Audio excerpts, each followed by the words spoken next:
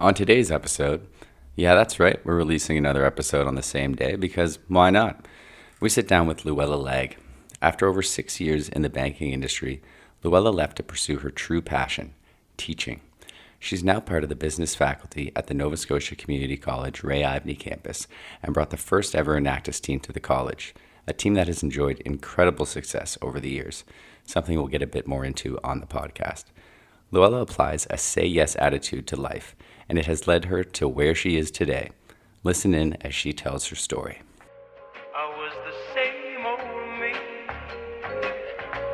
with the same old blues. I was the same old me with the same old blues. I was the same old me with the same old blues. I was the same old me. Okay, so we are back again, and I've got my co-host. He's on my right now, Ben. We switched places, and we're very excited here to have Luella Legge. How you doing, Luella? I'm well. How are you? I'm great. It's Friday morning, November 22nd. Ooh, 23rd. I'm a day behind. It's November 23rd. You're All stuck day. in the past, Ben. Stuck in the past. So you grew up in Cape Breton. Whereabouts did you grow up? Oh, I love to talk about where I grew up. So I grew up, I say, on the pretty side of Cape Breton Island. And I know I might be making some enemies out there in the audience. I grew up on the western side of Cape Breton. Mm-hmm. Best sunsets in the world. The sun just sinks right into the ocean. I concur. And yes, yeah, definitely. In a little tiny place called Belcote, which is on the Margaree or in the Margarees. And What's the population of the Belcote? that's a great question. I want to say like maybe a couple hundred. Wow. So you could count the homes. The So it's a big city in Cape Breton. Right, right. The population, of course, would grow in the summer with Right. summer homes Yep. and cottages. What Belcote was famous briefly for was Ashley McIsaac, the fiddler, yeah. had his home and recording studio there. Oh, did he? Okay, cool. And then after it burnt down, the Island Sunset was built. So it's a beautiful resort right on the cool. Belcote Beach Road. Okay. And growing up, actually, I used to look at that property and think I used to want to open a bed and breakfast there. For a couple of summers, I ran an ice cream barn down on the beach road. It was called Luella Seaside Delight. Yes, cool. Right. That So is that was cool. kind of my one and only foray into entrepreneurship was an ice cream barn. Started early. I Yep. started early. Now that baby barn sits in my parents' driveway, for the longest time, it still said ice cream and hot dogs in white paint on the roof of the baby barn. Were many people stopping in after the fact? No, thankfully nobody stopped. But eventually my father kind of retarred the roof and, Yep. and covered it.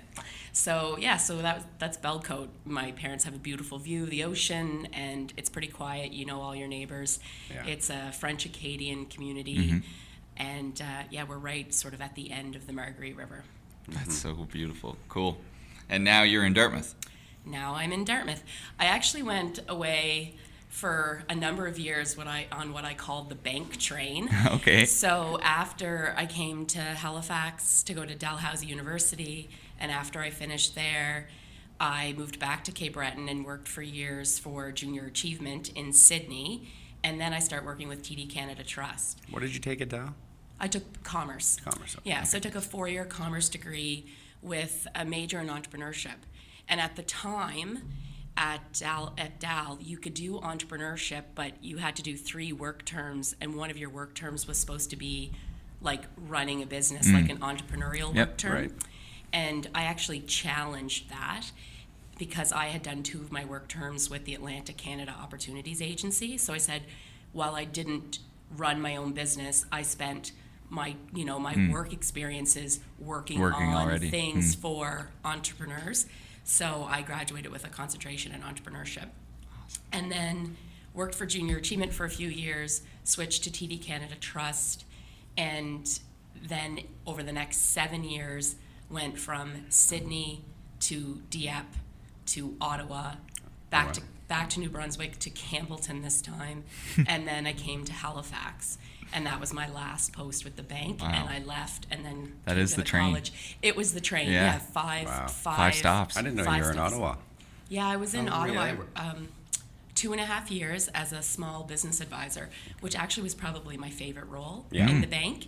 And I More worked, hands-on. Yeah, it was more well, I was working with entrepreneurs. I was Yeah, working with yeah. small business owners, which if really my whole career kind of brings me back to that, right? When I was working for Junior Achievement, I was working with students that were interested in business. Then with the bank, I did do personal banking and branch management, but my favorite role was the business banking. And then I found myself here at NSCC teaching business. But yeah, I was in a Canada branch, so close to the I know where you're the, at. where Yes. the Senators Where the Sens play. play, yeah. That's right. Corral Center Middle of back nowhere then, almost. probably. Yeah, it probably was. No, it Was- wasn't the Corral Center. It was TD the place. Scotia Canadian Bank Center. Tire? Scotiabank Center. Scotiabank. It was the Oh, okay. Scotiabank Center. So then it became. What is it now? Canadian Tire? It could be the Canadian. I thought it was. Can- I thought it was Canadian Tire Canadian Tire place. in the middle, but maybe it's Canadian Tire now. Melnick's Palace. Right. Right. Whatever it is at that time. Yeah. Where it's a traffic nightmare. Yeah. Oh, yeah. Yeah. We went to a game, I think I was 10, and our flight was late getting out to Ottawa. So we were just, getting in during Nightmare traffic getting in hour. and out of there. Oh, now I understand why that stadium is half empty. Yeah. What They I need it found downtown. what I found interesting is what would happen is that people would just leave in the third period. Like you could be having the best Trying to beat traffic. right, the best game, and people would just be leaving, and I'm like, why? Where are they going? But people just hated the traffic so bad. It's that bad, Yeah. yeah. Yeah. Maybe they'll get a downtown rink. Yeah. No, I it's- don't know. Hopefully soon. Yeah. It's interesting you say small business. I actually had a job for 4 hours, I thought it was 3, but 3 hours at TD for small business. Really? Yeah. Why did you only last 3 to 4 hours? Sometimes when you know. Right. And I just knew. I knew within seconds. As soon as I walked in, wasn't the vibe I was necessarily looking for. Wasn't the people. Wasn't the atmosphere. There was just something off. And I called my dad at lunch, and he just said, "So you're not going back, are you?" And I kind of said, "No, I don't think I am. I think I'm out. I think I'm gone for good." And he goes, "I could tell." You know So- what? As someone who managed a branch and had employees and did the hiring and the training, that's better than had you stuck it out. Right. And Yeah. the bank had invested time and, Yeah. and money. Yeah. And your heart wasn't in it. I know. So it's better. It's Better to get out early. It's better to get out. I early. still felt really bad. I mean, they did spend the time to recruit me and have me in, and they were looking to train me, but I just knew as soon as I got in there it wasn't going to work. So I thought we better get someone in here that genuinely wants to be here. I'm pretty honest with the students. Like, it's interesting. A lot of students that come to NSCC seem really interested in financial services and the bank. And I'm really honest with them. I said, TD is the only bank I ever worked for, but Right. they're a great employer and they'll invest in you, and they believe in, continuing education. And if you're ambitious, they will, help you achieve those Definitely. goals. They'll move you around. Like, people get promoted within months. But it's not for everybody. It's a sales environment. There's goals. The goals get bigger every year, usually with less time to accomplish them. Right. So it's really not for everyone. So Yeah. I'm very honest, because there's no point. It's a detriment to the bank to hire someone who's Right. not ready for that environment, and it's no point for the student to go Exactly. into the wrong job. Exactly. And I mean, that transparency is probably huge for your students, and of course, the retention of good employees. Understanding that it may not be for you, it's an excellent job, of course. There would be nothing wrong or poor that I could say about TD. It just simply wasn't for me. So it's good to know that early, and then we can have the opportunity to either get out or reassess. It was a great training ground. Like, I was with TD for, like I said, just over 7 years, and there's a lot of things there that I learned. So I say that to the students, like, every job you hold, every piece of it just builds a career. Right. So, it's not the grandparents' time, we say, Yeah. where you work for the same employer for 40 40 years. years, So I yeah. said, you don't have to be embarrassed about just spending a couple of years with an employer. And I said, you'll learn lots of skills. Like it's all customer service, it's all sales. Right. There's a lot of time management, organization, attention to detail. Those are all things that you can apply Anywhere. somewhere else. Yeah. And it's funny that you said the word transparency, because I did leadership training when I was at TD, and that was one of the things they valued, was being transparent. And I don't know if I had even, obviously I had heard the word before, but not in the context of leadership or Right. management. Exactly. And about just that honesty. And Everything so- used to be so secret, Exactly. especially coming from a manager. You would hear about it on staff day. Right. And I say to my students in the classroom all the time, like, if I'm not perfect and I have a lot of faults, but I'm transparent. Like Yeah. I'm going to tell you the way it Exactly. is. Yep. If you ask me a question, I'll be honest about it. And be upfront. Right. Because Just be real. it ruins your credibility Big time. if you're trying to pretend something Exactly. that you know that you really don't Yeah. know. It's so true. I mean, transparency and credibility, they go hand in hand, and of course that develops trust, and as I'm sure you know better than we'll ever understand, that's probably a very key aspect when teaching students. Well, in both of those industries, trust is Oh, incredibly obviously with the bank as well. You're absolutely right. So like the banking was the trust of the customers. Here it's the trust of the students. Reputation is so important. It's important everywhere, but you know, we were joking before about like where we grew up and Right. small town, islands. Halifax is still a very small community. So I say to students sometimes, I said, it sounds silly, but the next time you have a really bad customer service experience and you want to get really angry with the waiter or the cashier, just remember that you don't know, they might not be interviewing you for something 5 years down the road, or they might not turn out to be your mother-in-law or sister-in-law. true. It's unreal. So your reputation is one of the only things that you can completely control. Like you can control your reactions to others. You can control even things like the trust piece. Call people back, reply to emails, be polite. Exactly. And then you don't know in 10 years' time when you might work with that person Right. again, and their memory of you is a positive one. Especially in Atlantic Canada. I mean, we have to be so cognizant of those bridges so that we don't burn them. Of course, with your examples, it could come back around in the negative, but it could certainly benefit you in the positive if you just maintain those relationships at a transparent level with trust at the forefront. I think that's very key. Absolutely. Definitely. And I want to go back to what you were saying earlier, where you tell your students how nowadays you don't need to stay in a job for 40 years. You can bounce around and that kind of thing, work your way up. Was that kind of your mentality when you started at TD, or did you have an idea of what your game plan was? Good question. I don't know. I think growing up, we were reminiscing about this the other day. My best friend grew up across the street from me, and we were very creative as children, I think. And we used to play things. So we played Lawyers Agency of Toronto, and we had our file folders, and I guess that's what we thought lawyers did. Right. Put things in files. Yeah. And File Wait. that for me. Is that not what they do? Pretty sure. It's like 50%. Right. We literally like used to ask our parents like for Christmas for labels and file folders Yeah. so that we could like color code Stationary. things. So geeky. We loved it. And we played like Designer Agency of Toronto. Apparently we thought Toronto was a cool place. Yeah. And so we would cut things out of the Sears catalog and design our homes. We played school. We played church. We played everything. Like we just Right. were kind of, we'd Very love adult. to just exactly. And I grew up in a home. My mom was a nurse and my father was a school teacher. So Nice. growing up, I'm not sure what I thought I would do. I always kind of thought that I would be a teacher. And at a very young age, I used to say, but I don't want to teach elementary, junior high, senior high. I want to teach business. Right. So I kind of just went with that. And then in my teen years, I really wanted to own my own restaurant. But like, how unique is that? It seems like everybody you talk to sort of has that dream. There's 60 of them across the way. Exactly, Yeah. exactly. And so, right, when I mentioned the story about Ashley McIsaac had bought that property Right. on our beach road, it was my dream to have that property and make it a bed and breakfast and run so it. cool. Yeah, so when I was in high school, I really wanted to go to culinary school after high school, and I wanted to go to Holland College. I was going to go to PEI. You I were. really don't know why, but that's what I wanted to do.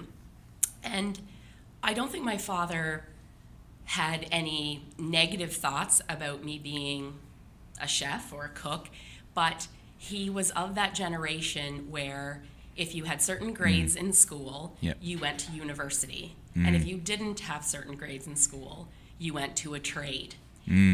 And interestingly enough, now working at the Nova Scotia Community College, Not at all like that. Not at all like that, at all. It's probably interesting to note too, your dad, not to interrupt, but No. your dad probably came through at a time where he was told only have one job. Right. And then you transitioned into maybe we'll have a couple along the way, as opposed to when we came through school, you're guaranteed to have 6 or more. Exactly. So that shift was happening while you were right in the middle of it, and that kind of Exactly. It's Exactly. hard bind. And so I was always, I was the kid, like I had part-time jobs since I was 11 or 12, so my parents were never concerned about my work ethic. I did well in school, didn't have to try very hard to do well in school, was very involved, and so my parents just saw me at university. And so I trust my parents, we have a great relationship. I look for their advice. So even at 16, 17, I actually took my father's advice because what he said to me was, if you're really interested in owning your own restaurant, you've told me that you're interested in doing culinary and then business. Why don't you do business and then culinary? So Not it a bad seemed- move, Pops. Not a bad move. He knew what he was thinking. Yeah, he knew what was right. up. He was He knew. dangling those strings. He knew. He knew. So it was a slight concession. So I applied to business schools, and I applied to St. Mary's, who has a very good reputation for business. But sometimes it's those defining moments that you talk about. I went to a wedding shower. I'm trying to think about the timing of it. A wedding shower for my oldest sister in my grade 12 year, and met a woman who worked in career services for Dalhousie. And she talked to me about the commerce program because it was a co-op. So while you go to the school, you do 3 Like work this. placements, Yep. then it gives you job experience. You might end up working for one Exactly. of those work placements for Chances are so high. your It's career, incredible. right? Yeah.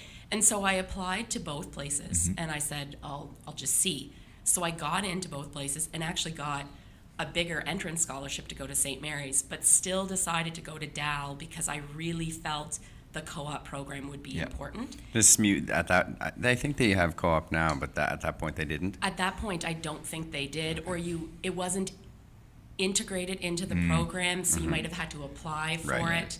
And with Dal's, like you said, there's 3 work terms. It was established. Right. It's an amazing program. I know so many people obviously have gone through management at Dal. A lot of my peers were in commerce, and I was so envious of the path they chose. It with really that. was a great path, and I know that some of my fellow students, they IBM or whoever they Right. were working for, they still Still work work for there, them. yeah. That didn't necessarily happen. I worked for a non-profit, and then I did 2 work placements with the Atlantic Canada Opportunities Agency. But sometimes I'll still run into people that I worked with at that office, and I feel like I'm still kind of connected because I teach business. I'm introducing my students to, let's say, the community business development corporations. Well, that was part of my file Yep. at my work placement. So anyway, I'm digressing. So I ended up doing business and thinking that at some point I might teach. But while I was at Dal, my favorite instructors were the instructors that had really awesome work experience. I took an international business course from Carol Ann McClarney. I don't know if Okay. did you? No, I've heard okay. the name. Right. Carol Ann. I actually nominated her for a teaching award years after I graduated that she Really? got. She was just, it was the one class that I wanted to go to class to. Mm-hmm. So she would tell the story about being at a hotel somewhere around the world and forgetting her deodorant and, them finding some for her, but like just the real cultural differences, how you do business with people who are speaking a different language. It was just really cool. So I remember thinking, For someone like yourself, that's very tangible. Like you can feel that. Exactly. And when now I teach business, and at NSCC, that's just our philosophy. So it's hands-on, tangible. Let's tell stories. Right. Let's talk about how it is. Let's get the students Make it real. to understand Right. how this Right. all relates. Reach out and touch it. Yeah, exactly. Like, and if you're taking a management course, well, if you're working anywhere, you understand these principles because you're either seeing them displayed on you, your manager is managing you, or you're supervising other people, Exactly. and you're going through these steps and you're not even realizing Not it. even realizing it. Yeah, so she was one of my favorite professors. And so I remember thinking to myself, I eventually would like to teach in university. But before I do that, I need to go out and get some really good experience. So I'm that type Right. of professor. So after Dal, it was one of those things. I really liked my time at the Atlantic Canada Opportunities Agency. And there was a time there in my 4th year where I thought I would start working with them. So when that didn't happen, it's funny because I don't talk about this often because it was such a short blip, but I actually started working as a mortgage broker right out of university. Hey, Oh. yeah. 6 months, I was probably ahead of the curve. Now, mortgage brokers are really popular. Yep. They're very, they can be very successful. But I went back to Cape Breton and start working as a mortgage broker before a lot of people knew what that meant. Right. So, I met one older lady in Iona, and she just couldn't understand because Scotiabank was the only bank in Iona. So how was her mortgage going to be with somebody else? Yeah. So I think I closed 2 mortgages in 6 months. Uphill grind. It was a challenge. Yeah. But the reason I chose that is I thought, you know what? Sales skills will transition everywhere. All throughout. Anywhere I want to go. So it was weird because for somebody who was very ambitious and very organized and very determined, it was a very uncomfortable feeling finishing my 4th year and not having the golden job. And it felt really weird for me for a long time. I really wanted to work for a COA because I loved their mandate, right? They support business development and entrepreneurs. We're in touch with them right now. Right, Yep. I love what they do. So it wasn't that I just had a dream job to work for the government.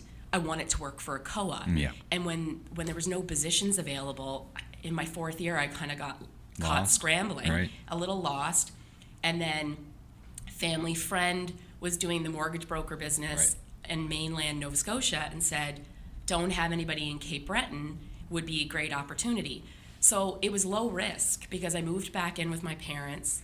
My only investment was a car. I worked at a restaurant part-time that summer to help make my car payment. Yeah. You just do what you have to do. make it work, right? And so that fall, I was thinking I need to make a decision. So I was 6 months out of university, had, made $500 in 6 months at my job. Air quotes, job. And I got an email from Junior Achievement in Nova Scotia, which I had volunteered with in university. See, this is the importance of making sure that you are diversifying yourself, not just school, but getting involved. And they were hiring a program manager for Cape Breton. And did I have anyone to recommend? And I wrote back and said, yeah, can I recommend myself? And they were like, yeah, that would be awesome. That's a good idea. We didn't think that was a possibility, but yes, would you You can be the apply? first. You can be the first. It worked. So yeah, it was amazing. So I start working at Junior Achievement. So when I was 12 years old, did I say my dream job is to no? So I think you just have to keep yourself open to opportunities. I was 22. I was living in Sydney, so even though I had grown up in Cape Breton, I wasn't from there. Right. So here I am approaching these business leaders, asking for their time, asking for their money. It was an amazing opportunity. So I spent 3.5 years with them. Very admirable of you. It was awesome. Some weeks were 60-hour work weeks, fly by the seat of your pants kind of weeks. And so while I was doing that, I completed my master's in business administration. Okay. online from the University of Phoenix. And so I loved my job and it was still pushing me. Yep. But the work was starting to feel a little repetitive. I wasn't as challenged. And I thought, okay, now I've finished my master's. I need something else. I need something different. More challenging. And so I literally just took to like job sites. I was looking at Career Beacon, and I found myself looking at things that said business development. That's what I thought I wanted to do. I love people. I love the sales aspect, the relationships. I'm more of a relationship I can relate. salesperson, right? As opposed to let's sell this widget. Exactly. I want- Quality over quantity. Right, like I don't want someone who's going to measure how many pencils I sold in a day. I want to build a relationship that might take Exactly. 6 months Yep. to build. So I was looking at these kind of opportunities, applied for a few, nothing was really happening. And then again, it's the connections you make. While I Right. was living in Sydney, I was involved with an organization called Junior Chamber International.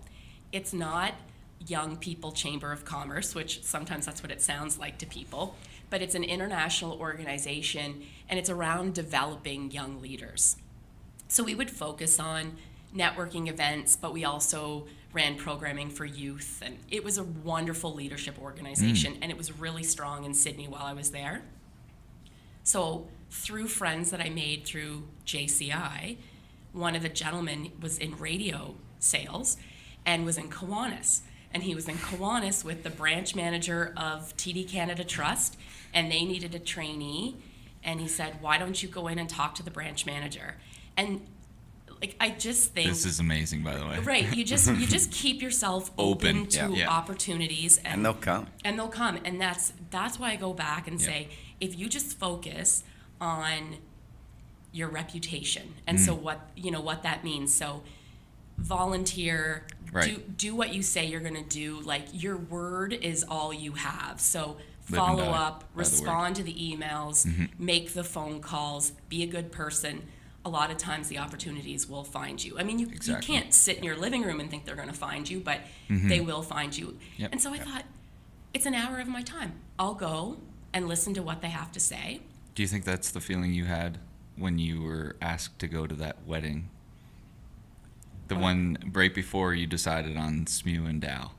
Right, my sister's wedding shower. I thought The wedding? shower, What? sorry, I was sorry. like- The wedding shower. I was like, what wedding did I go I to? kept thinking of this the whole time. The wedding shower. It was a decision on whether or not you should go, and the decision of Right. going led you to going to school, and now Right. here we are. So, How can we tie this in? Yeah, how can I Yeah. tie that back? No, I mean, no, it's true. So, well, I don't sit regularly and think about the different paths Right. my life took, but when you do think about it, it's not like it's not like the cartoon where the light bulb goes on over your head, or there's like shivers running down your spine. But when you think about it, it's like that say yes. I sometimes joke. I don't know, a couple years ago, I told my friends it was the summer of yes, and they were like, what do you Right. mean it's the summer of yes? And I was like, I can't use this anymore because I think that's just what I live my whole life by. Right. Like, say yes. Why not? Say Yeah. yes. Say yes. Like, now, mind you, there's like articles and TED Talks about learning to say no. Right. So, you have to take care of Within yourself. reason. Within reason. Yeah, you have to take care of yourself. You have to make sure people don't take advantage of you. You have to be sure that you Say you're- yes and know when to say no. Exactly, but I just think say yes to the opportunities. You just never know. So I went and had this meeting with the bank manager, and I will say at this point before the meeting I thought, okay, maybe this is coming full circle for me, because in university my 3 work experiences were nonprofit, then government. Then I was working for a nonprofit. And I thought, so I'm still going back to that maybe ultimate goal of being a teacher, a professor. And I'm like, I've never worked for a for-profit company. And so I don't have that experience. And is it any different than the goals and the values and the way Right. we run things at a not-for-profit or a government? Very curious, yeah. So that's what I went into TD thinking. Let's see what this might present. Once So- again, with an open mind. with an open mind. And so, at that point, I'm trying to think 3 years out of school, So I was 25. And again, you always want, I don't know if it's fair to say you always want, but, we would all love to have a better job, making more money, whatever it is. So, what they were offering me was a trainee position. It was more money than I was making in the nonprofit world, but it certainly wasn't a huge salary. And I thought, am I going to make the move for this? Right. But I thought, what's the worst thing that can happen? There you go. So I really needed a new challenge. My mother always says that when my learning curve flattens out, that's when I make a move. So before NSCC, I had never been in a job longer than 3 years. So now I'm here 5 years, and it's so strange, but it's awesome because every day is different. So that's how I managed to stay here. That's how you feel your drive. Exactly. Like it's stressful, but it's also really motivating and challenging. Definitely. And so rewarding when you're You hit it on the that. head with flatlining. Right. I mean, if you get to that point, we can tell just spending a half hour with you so far. Right. That's not going to work too long. No, and some people love that because they like the predictability of I go to work at 9 and I know my job and I come home at 5.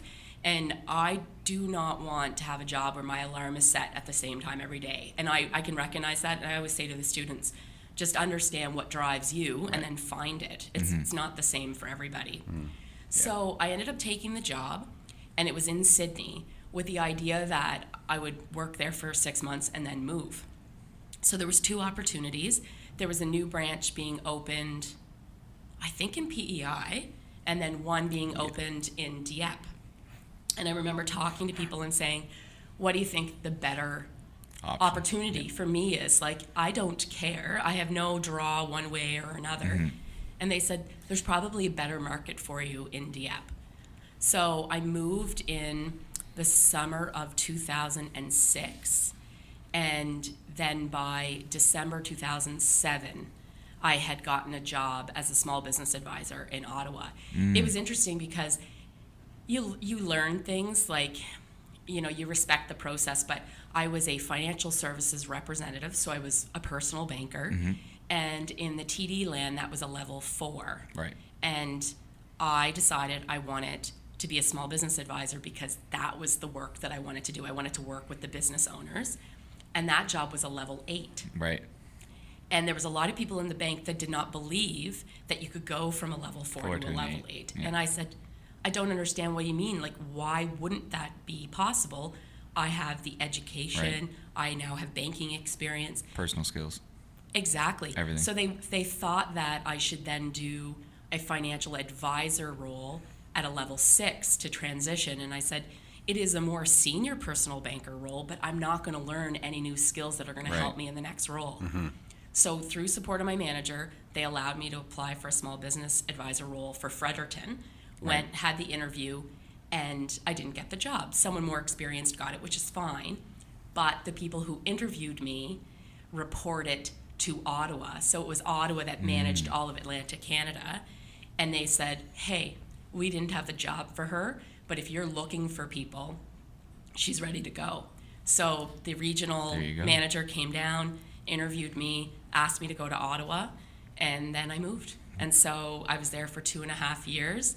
And again, at that point, I actually thought I was going to be a lifer.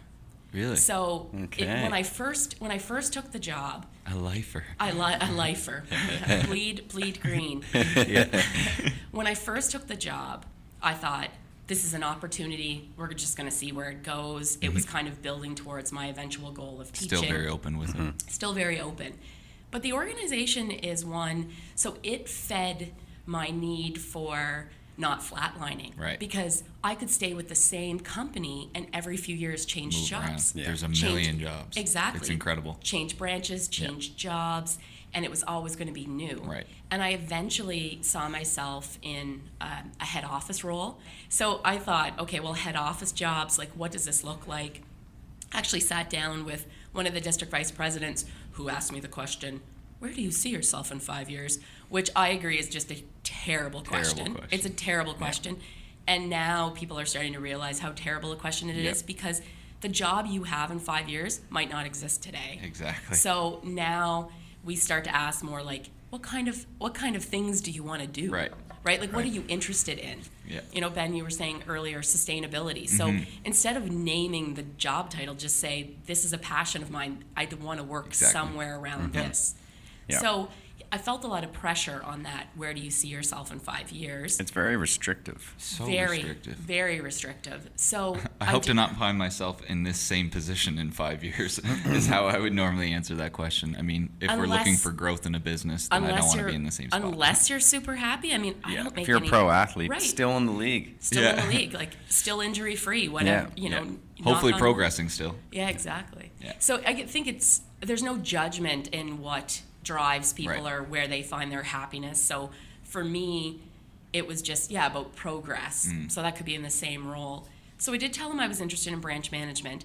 I mean, Ottawa was a big market for TD, so there was opportunities there. Huge hub. I love the city and met some friends. I had actually my best friend who lived across the street, who I played lawyer agency of Toronto with, lives in Ottawa. No so way. when when I lived there, we would have dinners together, and it was Full really circle. nice. Yeah, it is Yeah. full circle. Did you? See, I that's love why. it. Did you play one more game just for? we did. Just for kicks? We didn't. But I actually cleaned out a bunch of stuff the other day and sent her pictures of. We used to also design our weddings. Okay. So I sent her pictures, and I just got married this summer, so like 5 months Congratulations. ago. Thank Yes. you. I was like, oh, look, I didn't wear this wedding dress that I picked out for myself in 1993. Go figure, right? But yeah, no, we didn't file things in Ottawa. No. But it was a great city, a million people, but spread out. You could Very clean. very Oh, man. clean, lots of stuff to do, very Always. active living. Yep. You would always see someone biking, Biking, or running, skiing. walking. Exactly. Yep. The canals there. It's incredible. There's lots of things to do, but there was nothing holding me there. And I'm very close to my family, and had nieces and nephews, and it was 3 or a 4 pit stops back to Sydney exactly since. right. Yeah. And it was a flight away, so it was a couple $100 a day of travel. And I thought, is this where I'm gonna make my home? Right. So I didn't know. So it was just kind of open to opportunities. Open to the unknown, which is still open. Right. It's okay. Yep. It's okay. It's just, again, about saying yes. So I got a call from Atlantic Canada, from a district vice president. 902. Yeah, it's actually 506. 506. She was the district vice president for New Brunswick. Okay. And she needed a manager for the Campbellton branch. And I didn't know where Campbellton was, so I had to Google it and see where it was on the map. Very north. So it's in the top north right corner. So, and it's on the Quebec border. Right. I think they hosted the Canada Games one year. I think they did. You're right. I vaguely remember that. It's about an Northern New hour Brunswick. north of Bathurst. Exactly. Yeah. Anyway, I was like, I don't know where that is. And it's interesting, I don't even know how old at the time, in my late 20s, and I'd only been with the bank at that point for 3 or 4 years, and I had not been in a manager role, so I hadn't been like a manager of customer service or a manager of the sales team, and they were offering me a branch manager job. So I would have to move. I would have to move to northern small town New Brunswick, but they were going to take a chance on me. And some of my friends thought I was really making a bad decision. They said, what happens if you go and you're not successful and you get stuck there? And I said, you're never stuck. Like in life, you're never stuck. Where were you at personally at this point in time? Did you have a family? No, I was single. Yeah. So and they said, you're going to continue to be single, right? That's what a lot of my friends were. They're Interesting like, mentality going right. into it, right? So they're like, you might be interested in meeting someone, starting a family. You're in your late 20s. They're like, you're moving to northern New Brunswick, population 7,500. They're like, what are the odds you're going to meet someone there? They were right. I didn't, but Odds are pretty good. It's okay. And at my point, I was like, I have never like walked around in the street saying like, can I find a husband? Can I Right. find, like, for me, it was just about finding fulfillment in my Right. life through friends, career, and The rest just comes. the rest just comes. Like, personal advice, make sure you're happy first, then Always. you'll find the person you're supposed to be with. And it kind of goes back to your earlier point, taking care of you. Right. Really setting up yourself. That will open up so many more doors as opposed to trying bashing them down. Like, Exactly. Just set yourself up so If that you- they call you. Nobody right. nobody wants to be with somebody who's miserable in their job. Right. I mean, it can happen. Right. It transitions, stuff happens, but I thought I'm going to make the best version of myself while I can. Mm-hmm. So, but there was a fear because they told me that normally when they ask you to move, they ask for a 2-year commitment. So there was definitely a fear that I would go there, and if the branch didn't perform, they would be unwilling or uninterested to transfer me somewhere else.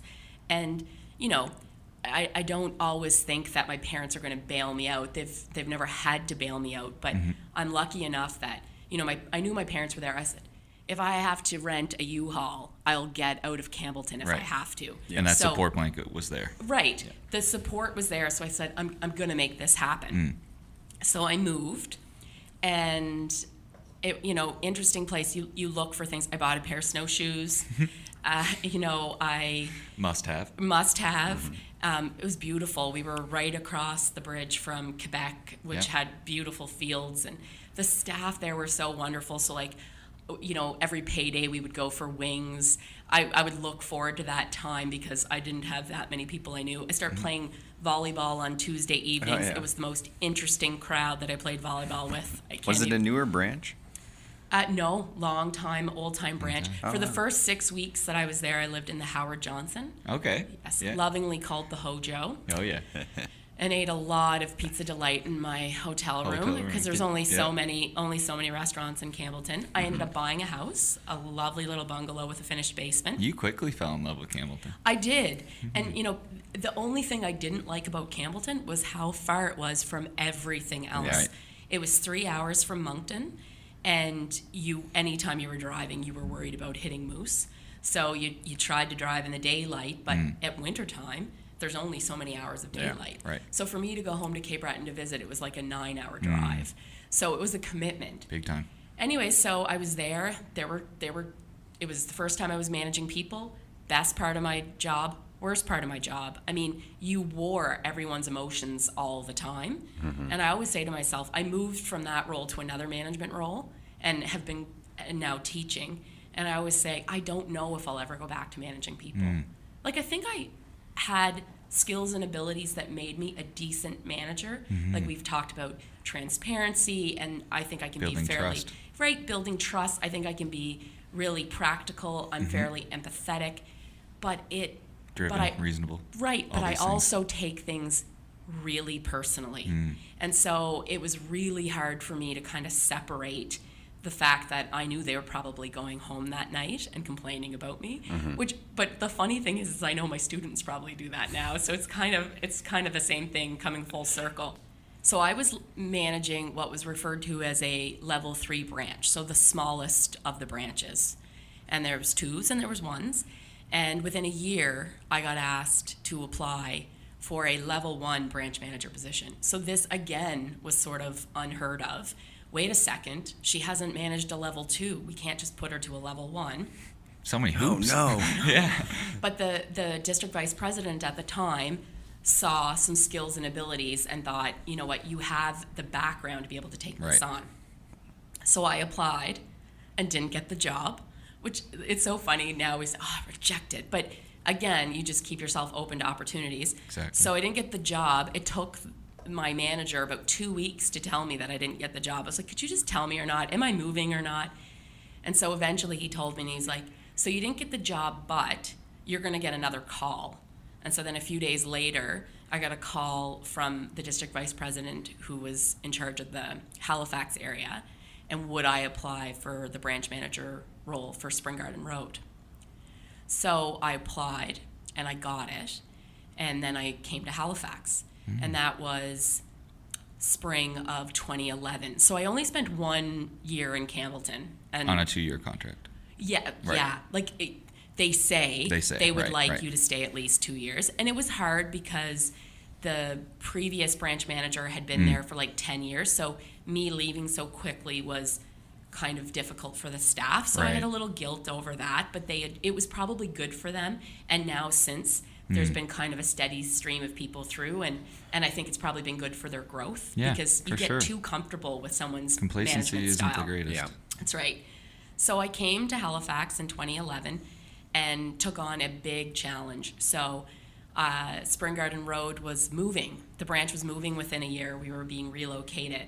So I was managing a young team, very inexperienced, trying to understand compliance and managing my branch, but also sort of like checking in on the construction of the new branch. And we opened the new branch in June of 2012. So This memory. I go there all the time. Right? Yeah, it's beautiful, isn't it? It is, yeah. So bright. So it was Didn't we go upstairs? We were in a meeting room once for right. Enactus. We did an yeah. Enactus rehearsal up Right. in the meeting room. The memories on both of you. Yeah, I have Unbelievable. a pretty good memory That's for excellent. most things. Although That's amazing. every day I think I lose a few. Yeah. You don't know. One in, one out. I couldn't, the other day I could not come up with the word auction, and I was like, oh, that's really scary. Like the word just dropped. It took me 5 minutes Yeah. to come up with it, and I Hate thought, that. uh-oh, what's happening? I need more sleep. But so 14 months after I had moved, we relocated, and it was up until my move to Halifax, I kind of thought I was going to be a lifer. And it wasn't things weren't perfect in Campbellton. Like we talked about those Right. management challenges Yep. where, I knew some days I didn't make popular decisions, that kind of thing. So I came to Halifax, and it was, and I'm being honest, the bank did nothing wrong, but what I realized was, this is interesting in a sales environment, and it was something my parents couldn't understand. So going back to who my parents are, they were a nurse and a teacher. So they were unionized environments, which Right. actually was really funny. Like I didn't think about that growing up, that they both had union jobs. Yep. They were protected, right? So all of a sudden I'm in a sales environment. I'm managing a sales team, and we have goals to hit. And we're not doing that well. So it was, Who do they look at first? they look at the manager. Right. And so I had people on performance coaching. I was working 14 to 16-hour days. Oh, my I was goodness. eating a chocolate bar for like 3 meals a Lunch, day. breakfast, and dinner. Right. There was a Second Cup across the street, and they had the best cinnamon rolls. And then weirdly, they have recently changed their cinnamon rolls, and the new ones are not good. Just helping the audience Right. out there. Listen up, Second Cup. Listen up. I want that. I want the old cinnamon rolls back. They were amazing. Bring him back. There's something to be said about a good cinnamon roll, honestly. I appreciate good cinnamon rolls. The cafeteria here at the Ivany campus. Cinnamon of rolls is NSCC. one of the baked goods that you know exactly where you had a good one. Yes. It's got to be fresh. I can It's got to still- be fresh. Mary's Bread Icing Basket depends. at the Halifax Seaport Market.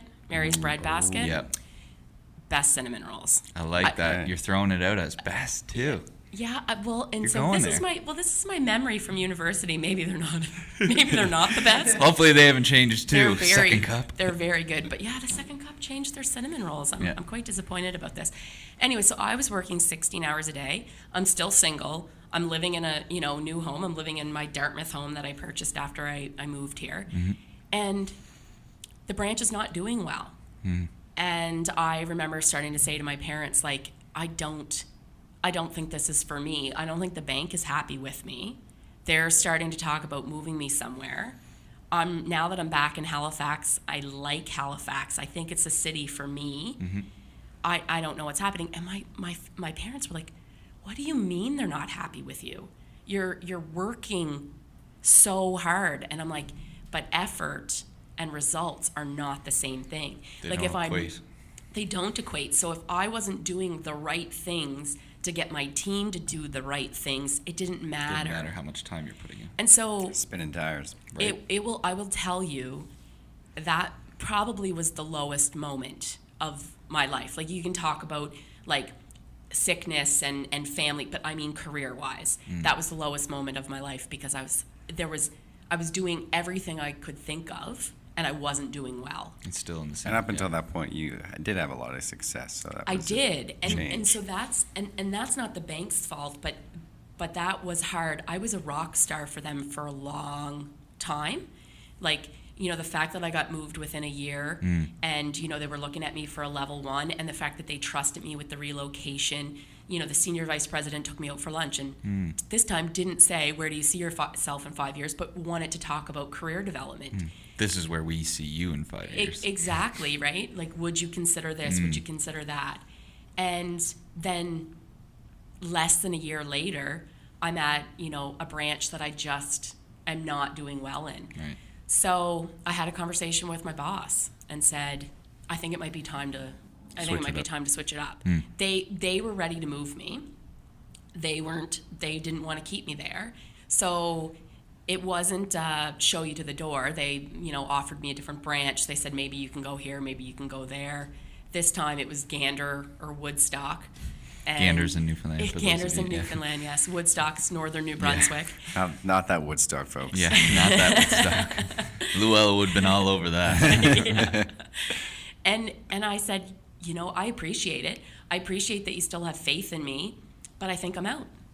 Because for a lot of folks, if you're 20 or 30 years in to a career, and there are still some lifer bankers, you don't know what else to do. And in my mind, I was like, no, I don't have to be a lifer. I've 7 years in. I had 3 years of work experience previous to this. I can do things other than banking, and I'm not sure I have a passion for it anymore.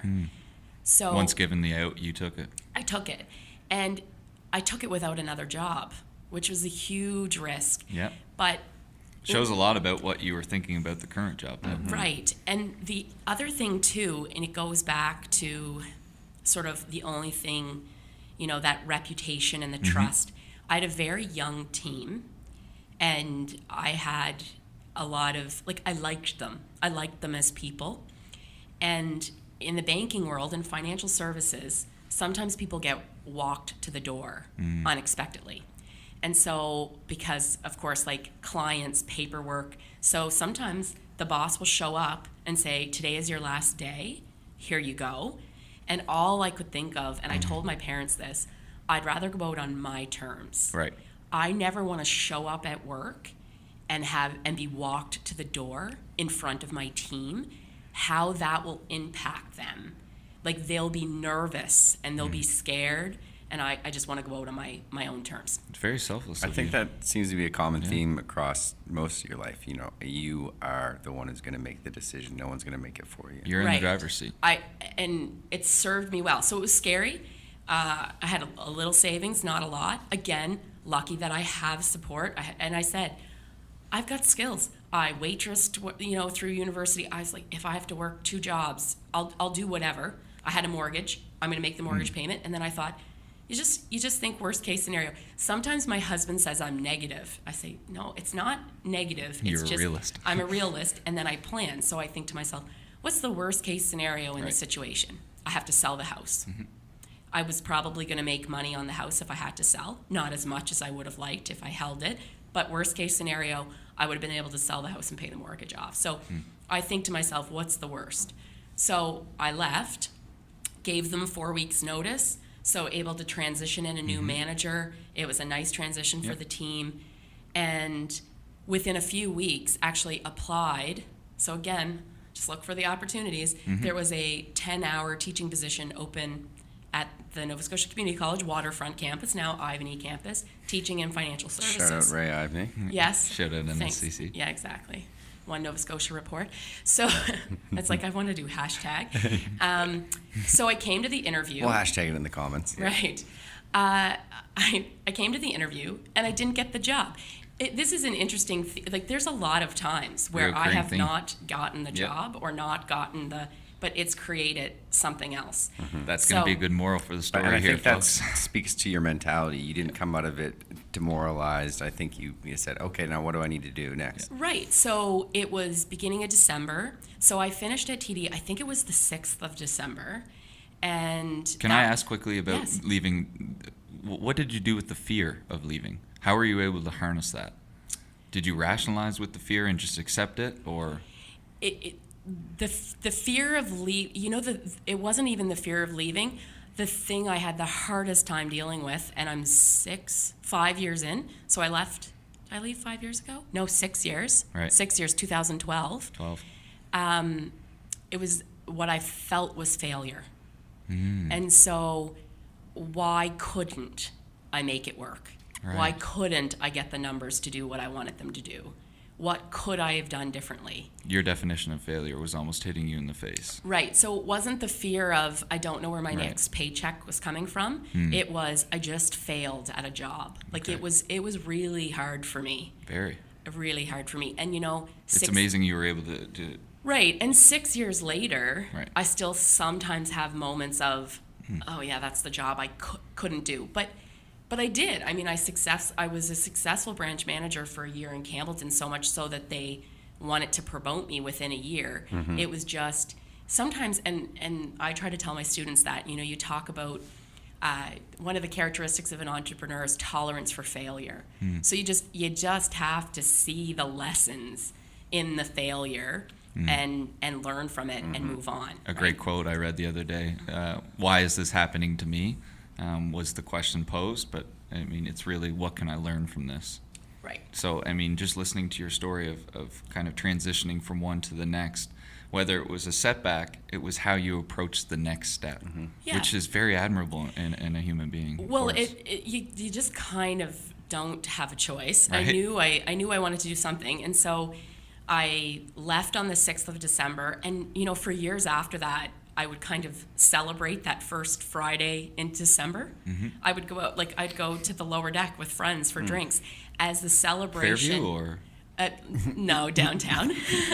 shout out to Fairview? Yeah, well, that one wasn't even open when all of this was going down, but it was like just celebrating taking chances. And literally, I have pictures of us cheersing glasses, and it's just a celebration of sometimes the best things come from low moments, because at that point I had no paycheck, that. no job. And now, because of it, because I opened myself up to an opportunity, I'm set. now in my dream Right? job. Yeah. Right. It all I would have led up. never. And so I finished up that first Friday in December, had an interview here the week after, and then learned I didn't get the job and went home for the holidays. And when I came back in January, I reached out to the academic chair and I said, would you have an hour, over coffee, to just give me some feedback on the interview? And he said yes, and he was excellent. He actually had left and gone to Seneca for a couple of years in Ontario and is back teaching. But he was just always willing to give time. So he gave me feedback, this is a question that you could have done better on, or this is what we would be looking for. But he said, I see you. I see you in this department. I see you in this role. And so, interestingly enough, since the 5-6 years I've been here, people have asked me, how can I get in? People see it as a job they'd like to get in. And I say, sometimes it's just a matter of timing. That winter, I had no job. He needed somebody to help tutor math. I wouldn't say math is my strongest skill, but I would literally spend 12 hours at my kitchen table going over the math and then coming in and spending a few hours with the students. And then I start shadowing a class, and then there was a full-time term position open that I interviewed for in July, and I got it. But had I had a full-time job, I might not have been able to do the math on Wednesdays and the shadowing on Fridays. So the fact that I was unemployed opened the opportunity so that when I came in for that interview, I had an advantage over some other people because I had at least been in the classroom and I had that experience. Again, it just kind of goes back to take care of yourself, but it's just the say yes. I tutored math, which is it was a huge joke to my father that I tutored math, and actually kind of a joke to me, but you say yes. And I think I approach my career here at NSEC that way, in terms of, when my boss asks for something, I say yes. And then hopefully when I ask for something, he'll say yes as well. I used to go in and watch him in his class, and he was excellent. He won a teaching award here in his last year. And he used to tell the story at orientation of, think of your time at NSEC like a bank account. Now this is a life lesson, not just for students. You should do this with I'm liking where this is going. Right. You should do this with your romantic partners as well. You should do this with your parents, children. And as a former banker, it really resonates with me. He was preaching to the choir. Right. So you cannot make a withdrawal from a bank account that is empty. So you have to make deposits first. So you go back to relationships and trust. So I used to say to the students, what do deposits look like? Come to class, ask questions, hand in assignments, hand them in on time. It's not about It's not about getting 100 on the test, but it's about being engaged. Like, if I don't know your name 6 weeks in, you probably don't have deposits with me. Like, if I don't know you, or all I know about you is negative, you missed this test, you're late for this assignment. When you have a favor, when you need something from me, there is nothing in your bank account to withdraw from. Right. So you never know when that withdrawal is going to need to happen, right? But it's about making the deposits. It's probably important to note too. It doesn't necessarily depend on what type of student you are. That's across the board. Even if you have a very introverted personality, It's irrelevant. it's irrelevant, right? And I think a lot of our generation, they kind of sit back on that fact. Well, I don't speak up in class very much. I'm not very outgoing. That's not going to get you many deposits. Right.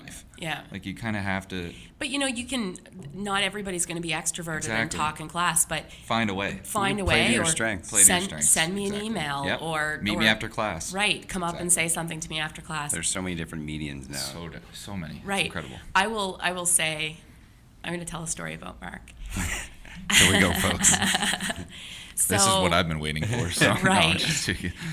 So I taught Mark 2 courses in his first year, and got to know the class really well because I saw you 4 days a week. And I would probably say about 6 weeks in, we're a 15-week semester, I stopped seeing Mark in one of my classes in particular, in business Is environment. that the morning class? I don't remember, Mark, but you weren't coming as much. And then I saw Mark in the hallway, and the great thing about NSCC is the relationships that you can form with your students. And Mark had been to a bigger institution, and he was probably faceless and nameless there, but he wasn't Absolutely. here. Used to hiding in the shadows. So there's a nice little guilt at play, because when Mark saw me in the hallway, What are you gonna do I now? could tell he Yeah. felt a little guilty because he was here for another class, but I hadn't seen him in my classes. And so I remember saying to him, Mark, why aren't you in class?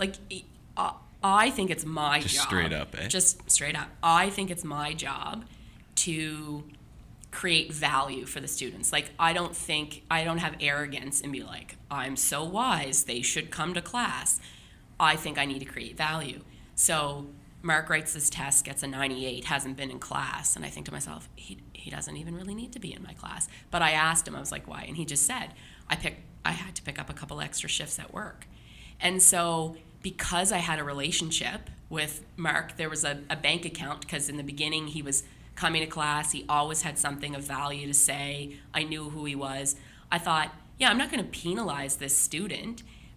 He chose work over a subject that he knew he could still complete, even if he didn't come to my class.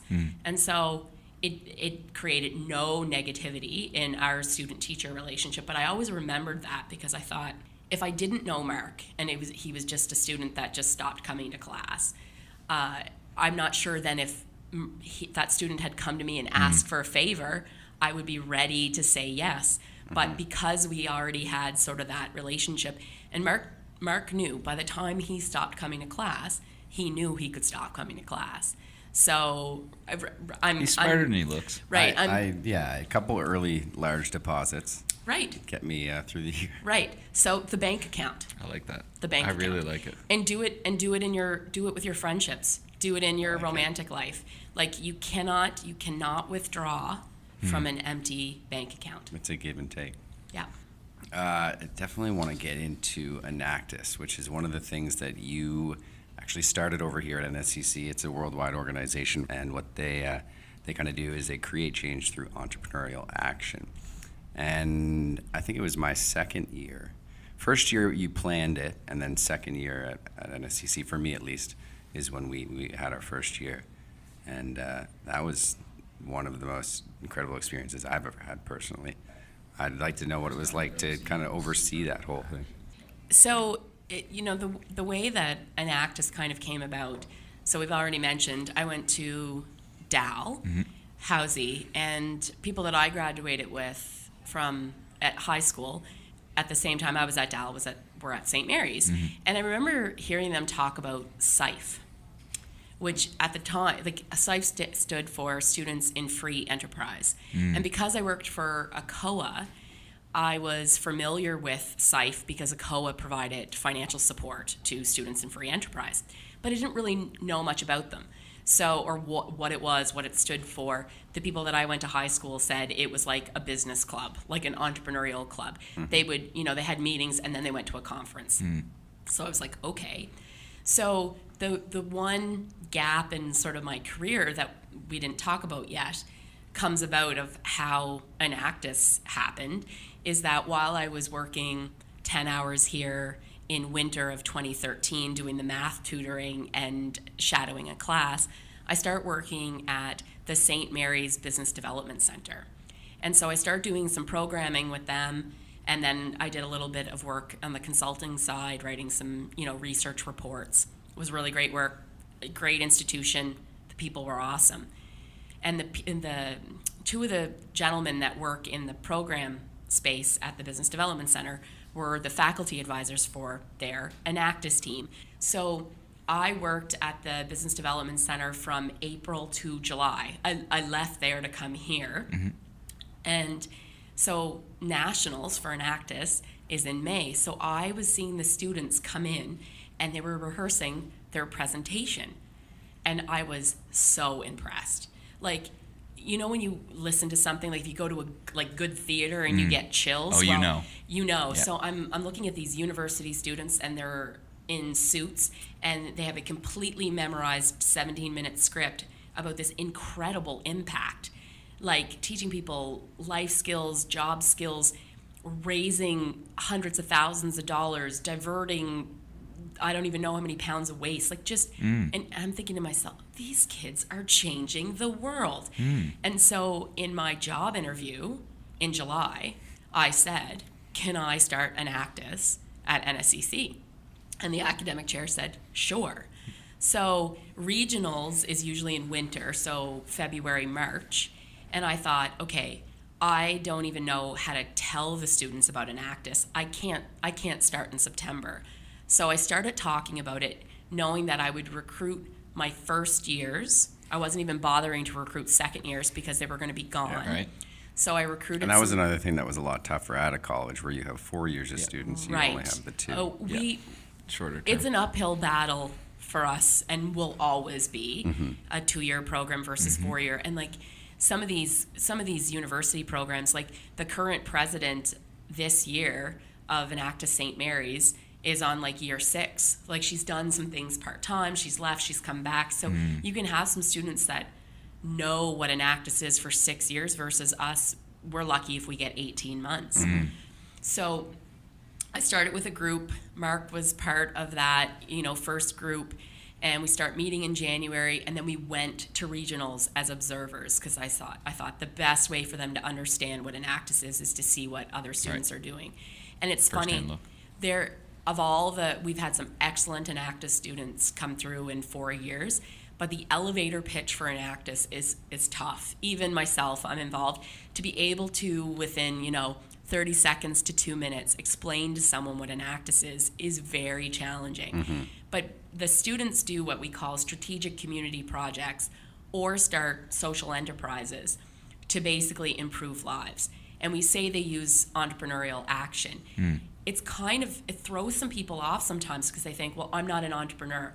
No, it's entrepreneurial action. Let's think about the definitions of entrepreneurship. So sometimes it's like seeing opportunity, responding to a need right. So that's the big one. Right, Yeah. responding to a need. Right. So it's problem solving, it's critical thinking. It's okay. So one of our most successful projects is a project called Project Mend. So what we do is we go into a shelter, we've partnered with a shelter, and we teach the moms sewing skills. So it's a practical skill, now whether or not they're ever going to get a job sewing. But what happens is these moms, these single moms, most of them have, challenges from their past. It could be economic, there could have been substance abuse, whatever it might be. Getting them to sew develops confidence. So you teach them something, they do it, and then they think, wow, I was productive. Like I just accomplished something. Right. It's not Very results necessarily driven. about the sewing. Yeah. It's It's just the not. feeling of having Exactly. accomplished So something. it's not about the You see sewing. it take place. And then there's also this interaction between the college students and the moms. So there's communication skills, they have to problem solve. So the first year that we did Project Men, we made an infinity scarf for breastfeeding. And what we learned was that they take too long, so the moms were having a hard time being motivated. So last year we switched to bibs. So we do 3 bibs, we sell them for $15, and the moms get 10. So you start to see like the impact. So there's an economic impact on these moms' lives. We can actually increase their monthly income by more than 50% because they're on social assistance. And they can earn another $150, I think, a month. And then all of our material that we use for the bibs is diverted. So things that was going to, like, it's not used, but it was end pieces that were going to landfills. So here's a triple bottom line approach, right? So the social piece of teaching job skills to these moms, the economic piece of selling something that the marketplace wants, and then the environmental piece of let's divert waste. So there's, like, that's how Enactus makes a difference, right? So, and then let's talk about the students on the project team. So it's not just the moms' lives that are being changed.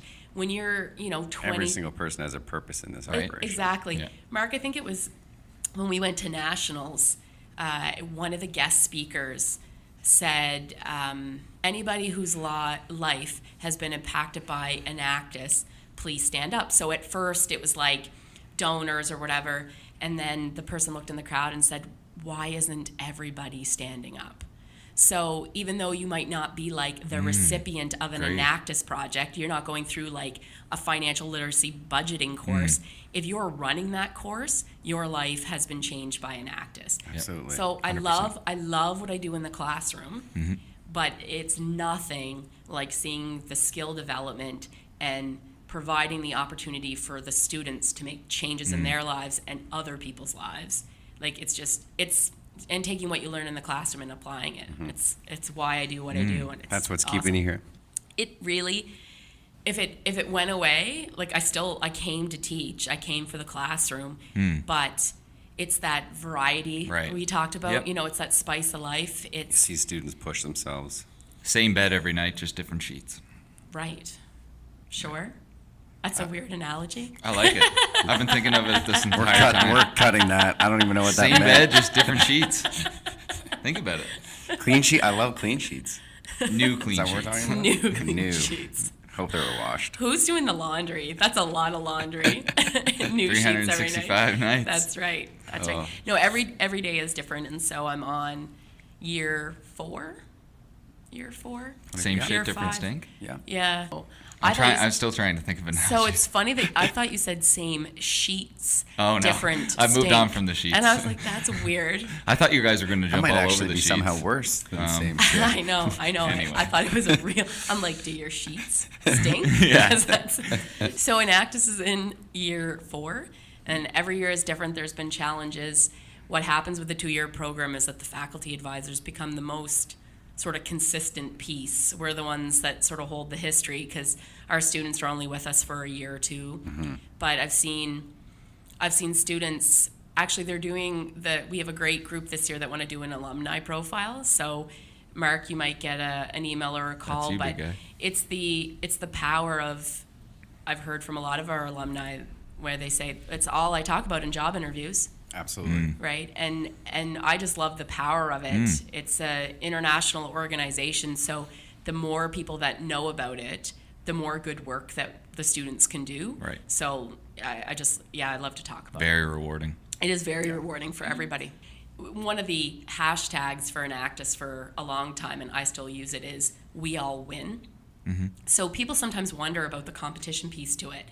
But once you go to a competition, it's like you're competing on who did more good. You really feel like one big team when you're there. You're one big team, but you go and you think you like your projects and you've done a good job, and then you go and you sort of see other schools' projects and you're like, wait a second. If we were, it's not about beating someone, but if we were a little bit more efficient, or if we partnered here, or if we implemented this here, instead of helping or impacting 15 people, we could have done 100.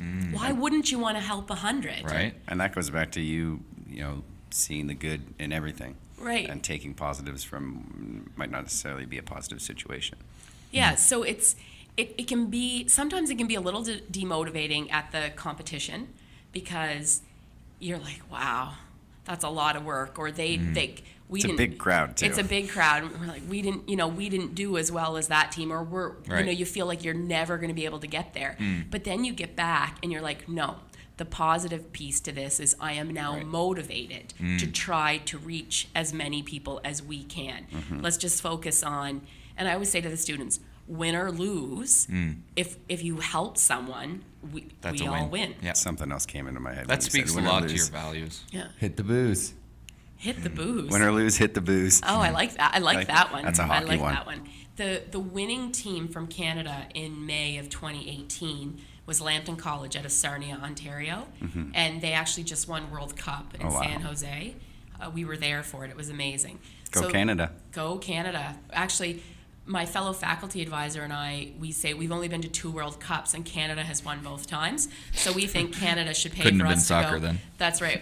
No, not soccer World Cup, Enactus World Cup. We'll get there well, on the world decent. stage. So we think someone should pay for us to go every year so Canada can win. But Sarnia, Ontario, and this is an Enactus project, Power. So new team, Lambton College, they had a student join who was from Zambia, and mentioned that there was a need for solar energy in his country, and could they do some kind of solar power project? And they said, well, sure, let's work on it. So 6 years later, 25 trips to Zambia. They did more than just solar energy. So the whole idea, right, is trying to understand like a needs assessment.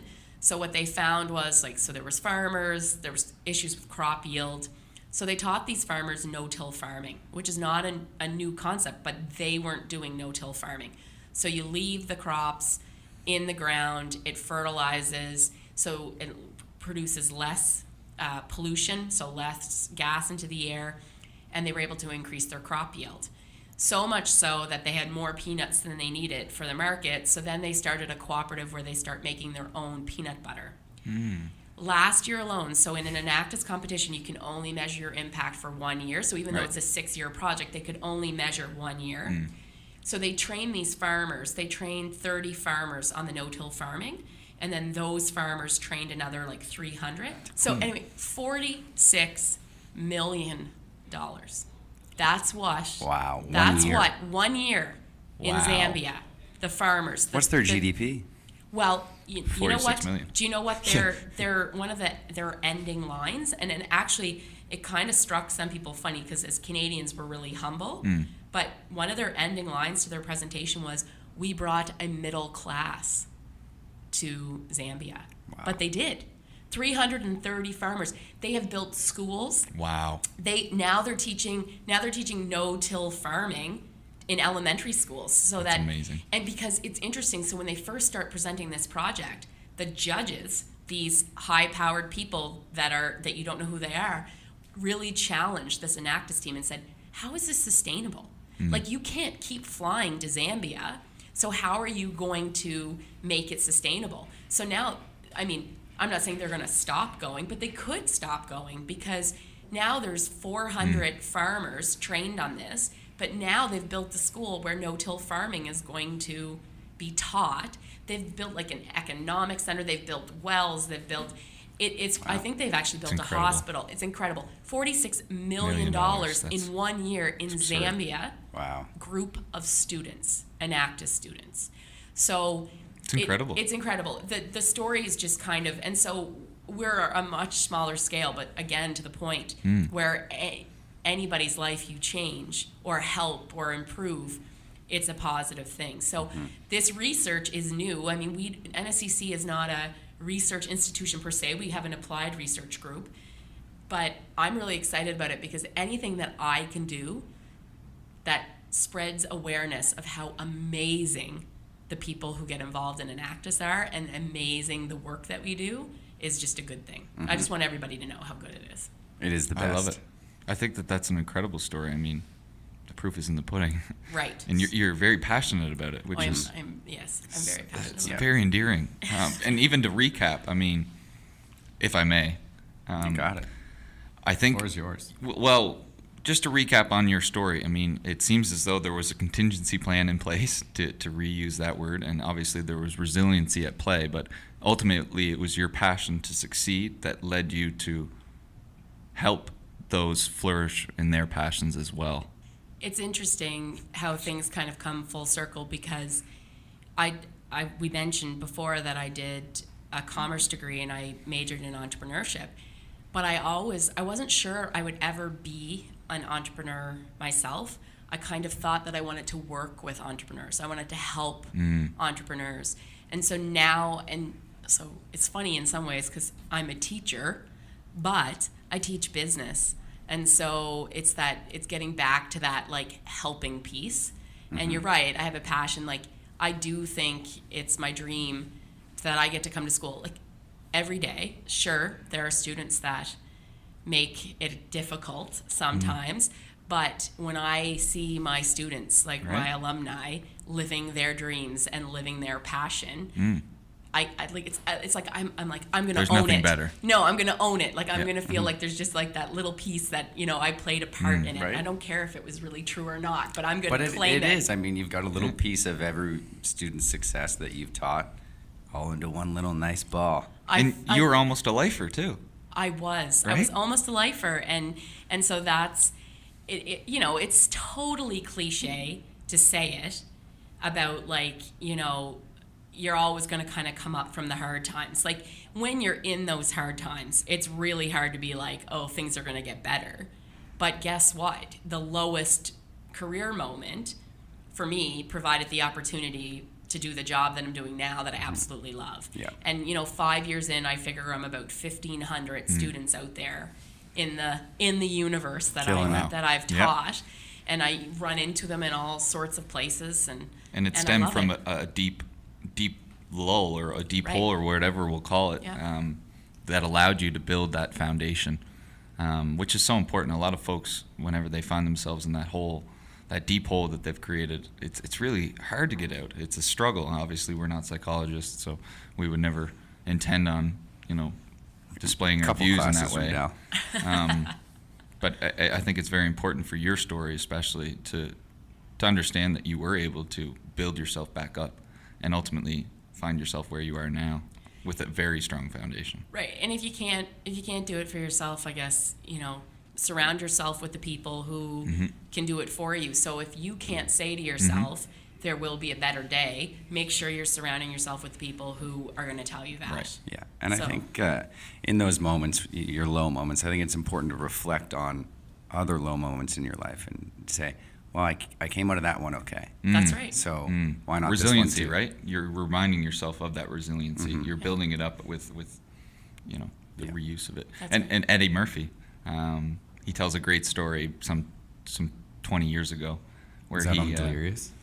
I'm actually not sure where this quote comes from, but he was suggesting that he used to marvel at the folks that were pulled over on the side of the road thumbing with a broken down car, as opposed to getting behind the wheel and starting to push it themselves. Oh yeah, he was talking about how if you want to help, that Eddie Murphy? He's talking Yeah. about how if you're standing out with your thumb up, no one's going to help you. But if you start pushing your car and people see that you're being proactive You're and trying to help looking to yourself, help yourself, people will be more inclined to help so you too. he sustained a flat, and he kept waving folks down, help me, help me, help me, and no one was stopping. He sustained another flat. He started pushing the car himself. 5 cars stopped immediately. That's Right. a great story. So it's like you really need to help yourself in order for those around you to want to help you as well. Yeah. As you're telling that story, I'm immediately thinking about students. So it comes back to that, because as instructors, we always say we're most willing to help the students that want to help themselves. Yeah. Right? Like there's so many times where we say like we're helping and they're not doing anything. Like why are we That's helping? that silent effect again. Right. It's like an investment. Why are Right. you going to pay on that if it's not going to It's the return? bank account. It's the bank- We'll it's just full circle. We'll put deposits, both of us. Bringing into it back. It's the interest. I like that. The bank account. Bank fees. Yes, we're creating our own analogies now. Yes. Yeah, I like it. One, if you got, maybe another minute here. Sure. One last thing. I think when you made that transition from the financial industry to teaching, your maybe not your final stop, but a big destination on the Definitely trip. your longest tenure. Yes, for sure. Yes. By double the time. Right, exactly. Did you notice any lifestyle changes that kind of came naturally with that? Great question. So it's interesting. In my first year of teaching, some of my friends said, I thought you left the bank to work less. Because that first year of teaching, I had never experienced, like, you almost feel like a failure because you think to yourself, how does anyone fit this into a 40, 50-hour week? I mean, I was putting in 70, 80 hours because you go in to teach a 2-hour class and you spend like 6 hours trying to, figure out what the best 2-hour content is. And, you're marking things and you're not pretty quick reading assignments. You're reading them over. You're questioning what grade you gave, all that kind of stuff.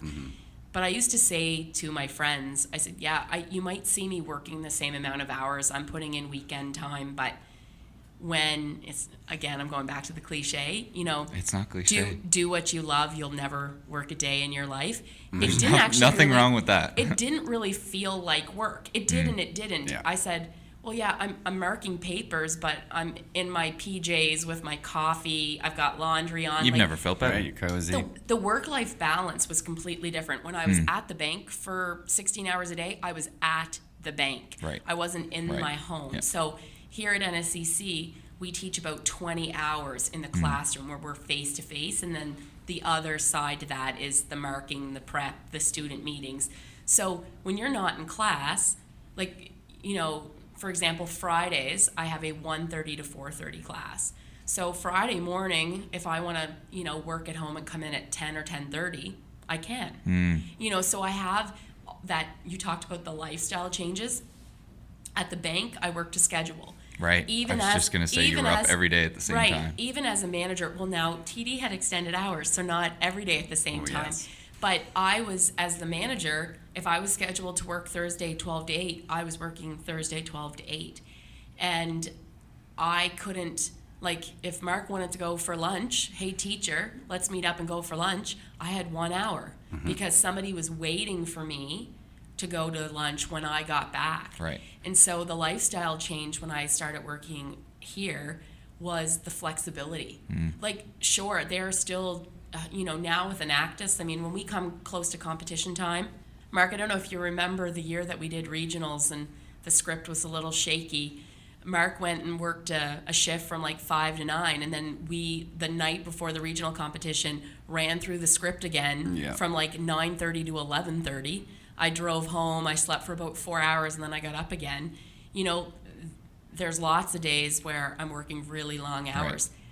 But I would say I have work-life balance where I didn't before. The payoff is there. The payoff is there. Very fulfilling. And then what's interesting is that I would say, it's funny because sometimes people ask me if I'm going to move into administration here at the college. And my father, who was a school teacher but finished his career in administration, said, why would you do that? And I said, well, I don't know, Dad. Like, again, my learning curve is flatlining a bit. After teaching the same classes year after year, what's nice about it is it becomes easier because the prep is less and you're familiar with the way you deliver the material and the assignments, but that variety isn't there. But now I'm at a different stage in my life, so I'm a newlywed, and I find myself not needing to work as many evenings and weekends as I once did, and thinking, wow, this is nice. And then even my husband's attracted to sort of that ambition that I have. And so sometimes he says, well, like, what about applying for other jobs? And I say, well, this is a great job to have a family in. Now I know my learning curve's a little flat, so I can kind of manage my time. There's some flexibility. But again, it all goes back to it, even those 60-hour work weeks don't feel like the 60-hour work weeks from the bank. Because I feel like, my 60 hours of time is investing in the students so that they can go to regionals and It's wow meaningful to you. themselves, right? Right. Like, you know, so it's just completely different. It's completely different. And there's a lot of flexibility. Every day is different. Every semester is different. Just when I learn my schedule, it's going to change. Yeah. So that there is some nice variety there. It sounds to me like you learned all of this through your past experiences. Isn't that what life is all about? And I think what's great is you allowed yourself to do that. You say yes. My summer of yes turned into just, I guess, A lifetime. a lifetime of yes. Lifetime of yes. Haven't looked back since? No, so take care of yourself. Learn when you need to say no, but say yes Whenever you can. whenever you can. Well, this has been incredible, Luella. We want to thank you for doing this again. Well, thank you for the opportunity. It has been a lot of fun.